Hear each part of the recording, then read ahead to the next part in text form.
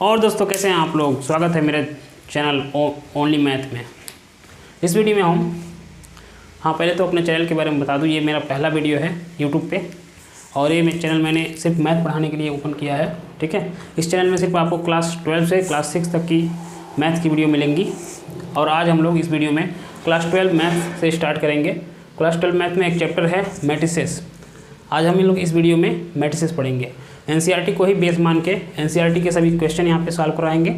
ठीक है, जितनी भी थ्योरी हैं उनको पढ़ाया जाएगा। ठीक है, और अलग से chapter wise most important question का जो बोर्ड एग्जाम में बार बार पूछे जाते हैं उसका एक सीरीज चलाया जाएगा।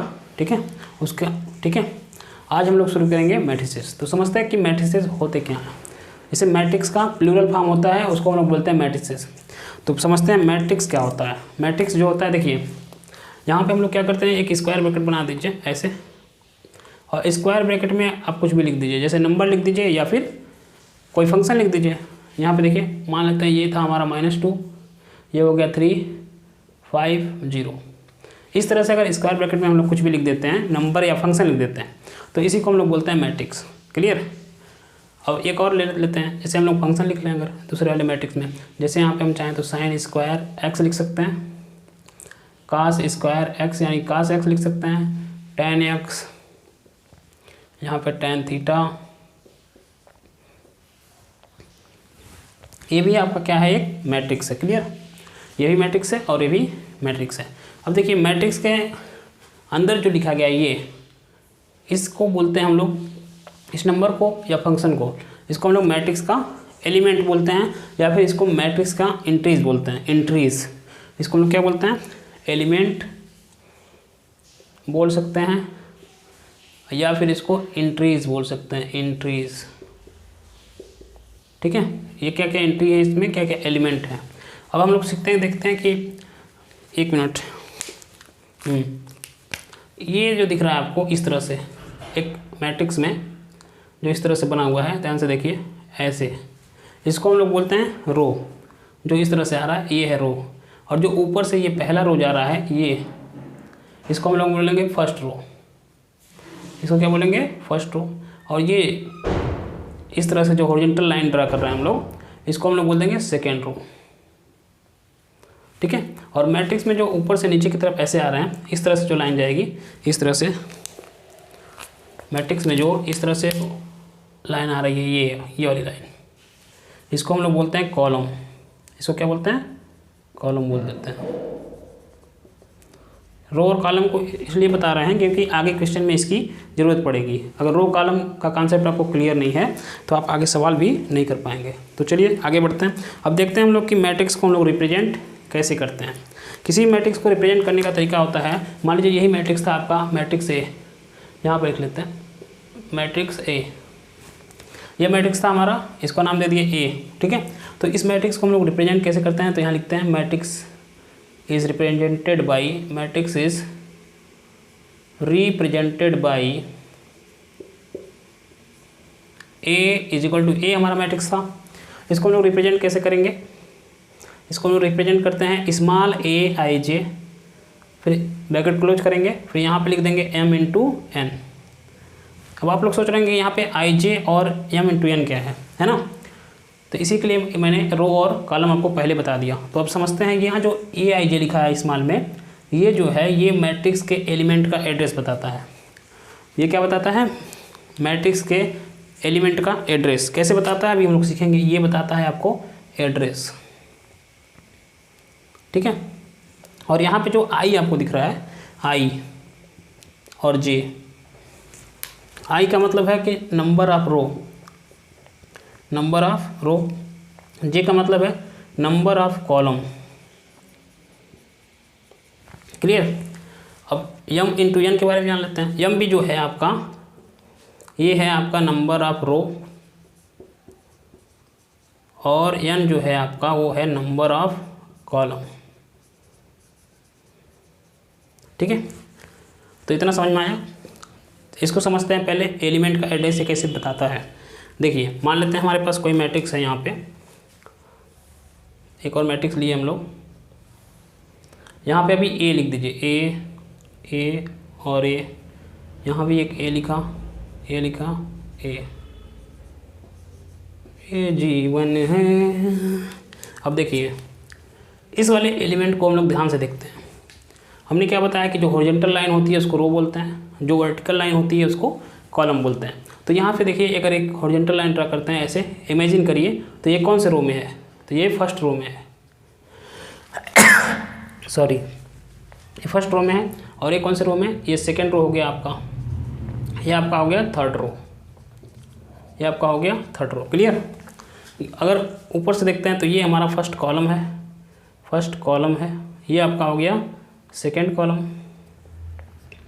ये आपका सेकेंड कॉलम, ये आपका थर्ड कॉलम हो गया। क्लियर। अब इसके बारे में हम लोग देखते हैं कि कैसे एड्रेस करते हैं इसको। ध्यान से देखिए इस वाले एलिमेंट को देखिए, ये कौन से रो में है, ये फर्स्ट रो में है। कौन से रो में है, फर्स्ट रो में है। और कौन से कॉलम में है, फर्स्ट कॉलम में है। तो यहाँ पे जो आई था ये था नंबर ऑफ रो, और ये जो था वो था नंबर ऑफ कॉलम। तो देखिए यहाँ पे ये वाला ये कौन से रो में है, फर्स्ट रो में, तो इसलिए आई की जगह पे यहाँ पे हम लोग लिख देंगे 1। ठीक है। और कौन से कॉलम में है, फर्स्ट कॉलम में भी है, तो यहाँ पे लिख देंगे A11। तो इस वाले एलिमेंट का जो एड्रेस हुआ वो हो गया आपका A11। क्लियर। अब इस एलिमेंट के बारे में देखते हैं। देखिए ये जो एलिमेंट है ये फर्स्ट रो में है, तो हम लोग कैसे एलिमेंट को रिप्रेजेंट करते हैं, AIJ से। आई मतलब होता है नंबर ऑफ रो, और ये वाला एलिमेंट कौन से रो में है, फर्स्ट रो में, तो यहाँ पे आई की जगह पे हम लोग लिख देंगे 1। अब ये एलिमेंट कौन से रो कॉलम में है, ये है सेकंड कॉलम में, तो जे होता है, यहाँ पे जे होता था, तो यहाँ पे लिख देंगे ये सेकंड कॉलम में, तो यहाँ लिख देंगे 2। क्लियर। अब इस एलिमेंट का आप खुद बता सकते हैं, है ना, कितना होगा बताइए, कमेंट करके बताइए इसमें। तो ये हो जाएगा आपका, देखिए कौन से रो में है, फर्स्ट रो में है, तो यहाँ पे लिखेंगे हम लोग 1। कौन से कॉलम में था, थर्ड में, तो यहाँ लिख देंगे 3। अब इस वाले एलिमेंट को देखते हैं। आप लोग भी साथ साथ करते रहिए, प्रैक्टिस करते रहिए, तो समझ में आ जाएगा। बिना इसके काम नहीं चलेगा, इसकी बहुत ही आवश्यकता है क्वेश्चन को सॉल्व करने में। इस एलिमेंट को देखते हैं। ये देखिए कौन से रो में है, ये है सेकंड रो में, तो आई होता है। कैसे हम लोग रिप्रेजेंट करते हैं एलिमेंट को, AIJ से। तो आई की जगह पे क्या लिख देंगे, कौन से रो में है, सेकंड रो में है, तो यहाँ पे 2 लिख दिया। ये एलिमेंट कौन से कॉलम में है, ये कॉलम में है सेकंड में, तो यहाँ पे फर्स्ट कॉलम में, तो यहाँ पे लिख देंगे 1। अब इस एलिमेंट को ध्यान में रखते हैं, देखते हैं ये कौन से रो में है, ये भी सेकंड रो में है, तो यहाँ लिख देंगे 2। कौन से कॉलम में है, सेकंड कॉलम में, तो 2 2। ये कौन से रो में है, सेकंड रो में है, कौन से कॉलम में है, 3 में, तो ये 2 3। इसी तरीके से इसका भी आप लिख सकते हैं, ये हो जाएगा 3 1, और ये हो जाएगा 3 2, और ये हो जाएगा 3 3। यहाँ तक किसी को कोई प्रॉब्लम नहीं होनी चाहिए। क्लियर। तो हम लोग समझ गए कि एड्रेस क्या होता है एलिमेंट का। अब हम लोग देखिए इसमें क्वेश्चन बनते कैसे हैं। पहला क्वेश्चन आपसे हमेशा पूछेगा कि find the order of matrix. तो कोई भी मैट्रिक्स आपको दे देगा क्वेश्चन में और कहेगा कि आपको ऑर्डर फाइंड करना है। तो हम लोग कोई भी एक मैट्रिक्स ले लेते हैं, इसी मैट्रिक्स को ले लेते हैं। तो ऑर्डर पहले समझते हैं कि होता क्या है। ऑर्डर ऑफ मैट्रिक्स, यहाँ पे ऑर्डर ऑफ मैट्रिक्स, इसका फार्मूला होता है m × n। m क्या होता है अभी बता दिया आपको, नंबर ऑफ रो। n क्या होता है, नंबर ऑफ कॉलम। तो ध्यान से देखिए, यहाँ पे इस मैट्रिक्स की बात हम लोग कर रहे हैं। इसमें देखिए रो कितने थे, 1 2 3, इसमें 3 रो हैं, तो यहाँ पे लिख देंगे हम लोग m की जगह पे 3। कॉलम कितने हैं, 1 2 3, तो यहाँ पे कॉलम की जगह पे लिख देंगे 3। तो यानी इस मैट्रिक्स का जो ऑर्डर बना वो बना 3 × 3। अगर इस मैट्रिक्स का हम लोग देखते हैं, इस मैट्रिक्स का अगर हम ऑर्डर लिखना है तो क्या लिखते थे, ऑर्डर होता है हमारा m × n। क्लियर। m क्या होता है, नंबर ऑफ रो, n क्या होता है, नंबर ऑफ कॉलम। इसका अगर इस मैट्रिक्स का ऑर्डर लिखना है तो देखेंगे कितने रो हैं इसमें, 1 2 रो है, तो m की जगह पे लिखा 2। कितने कॉलम है, 1 2, तो कॉलम की जगह पे भी क्या लिख दिया 2। इस मैट्रिक्स का ऑर्डर बन गया 2 × 2। हालांकि इसको मल्टीप्लाई नहीं करना है, यही आपका ऑर्डर होगा, बस मल्टीप्लिकेशन के फॉर्म में लिखना है, मल्टीप्लाई मत करिएगा। यहाँ पे अगर इसका ले लेते हैं, मान लीजिए यहाँ पे कुछ और एलिमेंट बढ़ा लेते हैं ऐसे। अब इस वाले मैट्रिक्स का अगर हमको ऑर्डर लिखना है तो ध्यान से देखिए, इसका जो ऑर्डर बनेगा ये होता है m × n। क्लियर। m मतलब क्या, number of row. Number of row कितने हैं इसमें, 1 2 और ये हो गया 3। इस वाले मैट्रिक्स में रो कितने हैं, 3, तो m की जगह पर हम लोग लिख देंगे 3 × अब काउंट करते हैं कि कॉलम कितना है, क्योंकि n क्या होता है, n हमारा जो होता है नंबर ऑफ कॉलम ही होता है। तो कॉलम देखिए कितना है, 1 2, ये हो गया हमारा 2, तो यहाँ पे n की जगह पे 2 लिख दिया। ये हो गया इसका ऑर्डर इस मैट्रिक्स का। इस मैट्रिक्स का आर्डर हो गया 2 मल्टीप्लाई बाई 2, इस मैट्रिक्स का आर्डर था आपका 3 मल्टीप्लाई बाई 3। क्लियर, ये पहला क्वेश्चन बनता है आपका। दूसरा क्वेश्चन आपको क्या बनेगा, दूसरा क्वेश्चन बनेगा कि मान लीजिए किसी मैट्रिक्स में 8 एलिमेंट हैं टोटल। कितने एलिमेंट हैं, 8 एलिमेंट किसी मैट्रिक्स में टोटल। हाँ एक चीज़ और आपसे ये भी पूछ लेता है कि किसी भी मैट्रिक्स में टोटल एलिमेंट बताइए।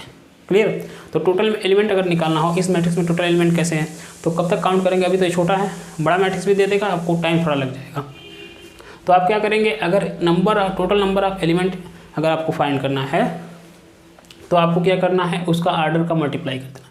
2 आर्डर है उसका मल्टीप्लाई कर दीजिए। जैसे यहाँ पे आर्डर क्या है 3 मल्टीप्लाई बाई 2, तो हम लोग 3 और 2 का मल्टीप्लाई करेंगे तो कितना मिल जाएगा 6।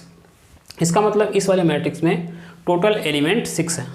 काउंट करके देख सकते हैं 1 2 3 4 5 6, कितने एलिमेंट है इस मैट्रिक्स में 3। इसका आर्डर क्या था 3 मल्टीप्लाई बाई 2, मल्टीप्लाई किए तो प्रोडक्ट मिला हमको 6। ठीक है, तो उसके प्रोडक्ट के बराबर ही उस मैट्रिक्स में एलिमेंट होंगे। जैसे इसका देखिए, इसका आपका आर्डर क्या था 2 × 2।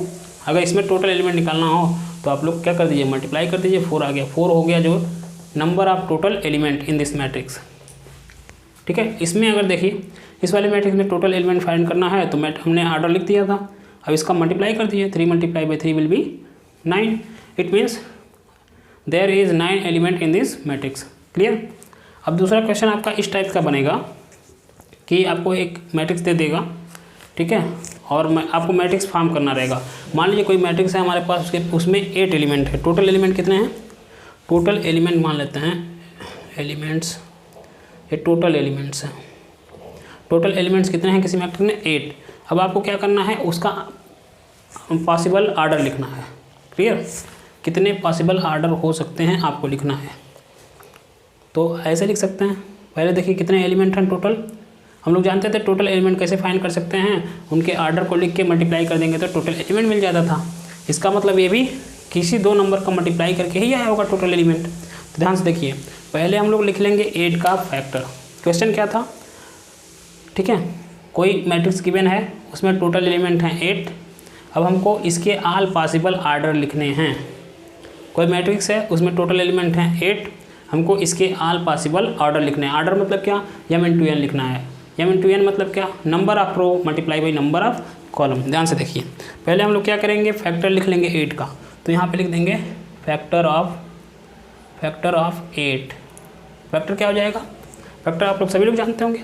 तो एक हो जाएगा 1 2 3 4, 3 नहीं होगा सॉरी, 1 2 4 और एक 8। ठीक है, तो 8 का जो फैक्टर है 1 2 4 8। अब हम लोग देखेंगे, पहला नंबर यहाँ से ले लीजिए, जो पॉसिबल आर्डर आपका बना, पॉसिबल आर्डर ये बना आपका 1 ले लीजिए यहाँ से।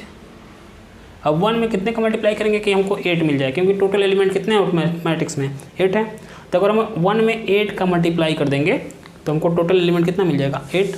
इसका मतलब ये भी एक आर्डर हो गया इस मैट्रिक्स का, जिसमें टोटल एलिमेंट कितने थे 8 थे। अगर हम चाहें तो इसको ऐसे भी लिख सकते हैं, ये भी एक आर्डर हो गया 8 मल्टीप्लाई बाई 1। मतलब क्या हुआ इसका कि इस मैट्रिक्स में 1 रो हैं और 8 कॉलम हैं। क्लियर, इसका मतलब हुआ कि इस मैट्रिक्स में हम लोग 8 रो बना सकते हैं और 1 कॉलम बना सकते हैं। क्लियर। अब देखिए दूसरा नंबर यहाँ पे जो इसका फैक्टर था 2 था। 2 में हम लोग कितने का मल्टीप्लाई करेंगे कि हमको 8 मिल जाएगा। 2 में यहाँ पे शायद आप लोगों को दिख नहीं रहा होगा तो यहाँ देख लेते हैं। 2 में हम लोग कितने का मल्टीप्लाई करेंगे कि हमको 8 मिल जाएगा। 2 में 4 का करेंगे। क्लियर, तो 2 में 4 का करेंगे तो 8 मिल जाएगा। तो ये भी एक ऑर्डर बन गया। हम चाहें तो इसको एक बार 4 मल्टीप्लाई बाई 2 भी लिख सकते हैं, ये भी एक आर्डर है। 2 आर्डर ये हो गए। अब तीसरा नंबर हमारा क्या था 4। ठीक है, 4 लेंगे तो 4 × 2, ये तो पहले से लिख सकते हैं। तो पॉसिबल आर्डर कितने बने, इसके पॉसिबल आर्डर हो गए 1 × 8 पहला आर्डर, दूसरा हो गया 8 × 1, तीसरा होगा 2 × 4 और चौथा हो गया आपका 4 × 2। अब इसके अलावा कोई भी और आर्डर नहीं बनेंगे यहाँ पे। क्लियर, तो मतलब जिसमें टोटल एलिमेंट 8 थे इस मैट्रिक्स में, उसके टोटल पॉसिबल आर्डर हैं 4। कौन कौन से, 1 multiply by 8, 8 multiply by 1, 2 multiply by 4 और 4 मल्टीप्लाई बाई 2। क्लियर है। और देखिए आज इस वीडियो में इतना ही रहने देते हैं। पहला वीडियो है, थोड़ा बहुत लंबा हो जाएगा। ठीक है, इसके आगे हम लोग पढ़ेंगे कि हम लोग को दे देगा कि हमको कंस्ट्रक्ट करना रहेगा। जैसे इस तरह से क्वेश्चन आएंगे 3 × 2 इसका ऑर्डर गिवन है किसी मैट्रिक्स का, और हमको उसी मैट्रिक्स को कंस्ट्रक्ट करना है और उसका एलिमेंट दे देगा। तो इसको हम लोग अगले लेक्चर में देखेंगे, ठीक है। अगर वीडियो अच्छी लगी हो तो प्लीज़ चैनल को सब्सक्राइब करिए, लाइक करिए, कमेंट करिए। Thank you.